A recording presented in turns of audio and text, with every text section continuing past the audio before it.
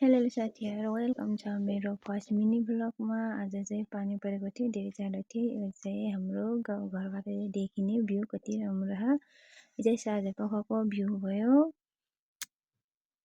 कति राम्रो छ है।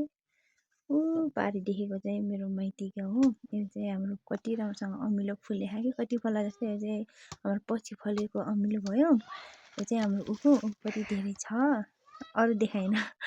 यो चाहिँ हामीले बेहोरा भन्छ, तर के भन्नुहुन्छ यो तिहारमा खान्छ। यो चाहिँ मेरो गुलाबको फुल यस्तो हुन्छ, कहिले राम्रोसँग फुल्दैन, तर यतिसम्म भएर यस्तो सबै कुहिन्छ। यो चाहिँ हाम्रो घोडाहरू जिङ्गिङ परेको सबै उल्टी हुँदा। यो चाहिँ मेरो गमलाको फुलहरू भयो, मैले चाहिँ भर्खर सारेको, यति राम्रो फुलेको छ।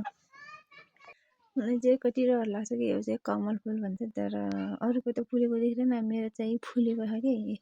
यो पनि अस्ति भर्खर मात्र सारेको, तर कति राम्रो छ। यो फुलको चाहिँ मलाई नाम थाहा भएन, तर मेरो चाहिँ कति राम्रो सप्रेको छ क्या। यस्तो छ। यो फुललाई चाहिँ मैले वास्ता गरेको थिइनँ, तर यति राम्रो फुल्न लाग्ने, यति राम्रो फुल्न लाग्ने। हाम्रो माक्किनीहरू माक्किनी, यति हाम्रो माक्किनी मेरो बच्ची, माक्किनीको बच्ची। कसलाई मनपर्छ साथीहरू, मलाई चाहिँ धेरै मनपर्छ। हाम्रो घर